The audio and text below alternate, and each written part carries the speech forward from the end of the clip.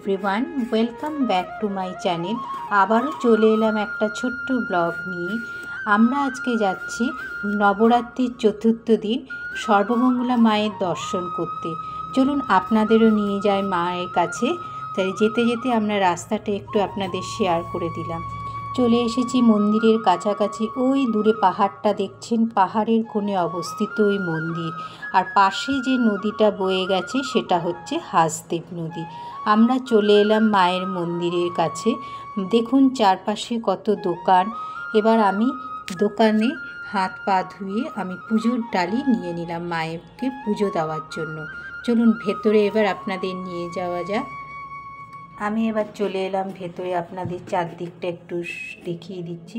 কি বিশাল লম্বা লাইন লেগেছে মাকে দর্শন করার জন্য।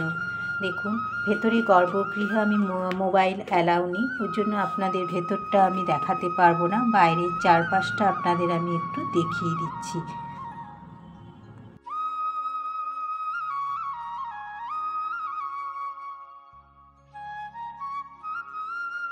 এবার আমি বাইরে চলে এলাম। বাইরে এসে আমি ধূপ দেখাতে হবে, ভেতরে ধূপ প্রদীপ দেখানো কোনো অ্যালাউ নেই। তা বাইরে এসে মাকে একটু ধূপ দিয়া দেখিয়ে আমি এবার ওপরে গেলাম। সূর্য মন্দির আছে, সূর্য মন্দিরে এখানে হনুমানজি বজরংবলী মন্দির, সূর্য মন্দির, ভৈরব বাবার মন্দির সবই আছে। আমি আপনাদের সাথে সবই অল্প অল্প করে শেয়ার করছি, আপনারা দেখুন। এবার আমি ওপরে উঠে গেলাম। সূর্যদেবের মন্দির আছে, সূর্যদেবের মন্দিরে আমি প্রণাম করে, দেখুন ওপরে কি ভিড়, সবাই প্রণাম করছে সূর্যদেবের মন্দিরে।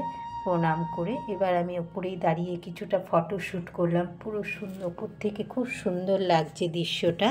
কিছু ফটোশ্যুট করে নিয়ে এবার আমি নিচে চলে এলাম। এই দেখুন যে নদীটা দেখতে পেলেন, ওই নদীটাই হচ্ছে হাসদেব নদী।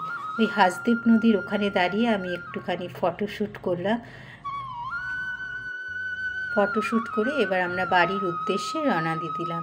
তাহলে আমার এই ছোট্ট ব্লগটা যদি আপনাদের একটু হলেও ভালো লাগে তাহলে লাইক, শেয়ার, কমেন্ট করতে ভুলবেন না। আর হ্যাঁ বন্ধুরা, আপনারা প্লিজ একটুখানি ফুল ভিডিওটা ওয়াচ করবেন। তাহলে আজ আসি, টাটা।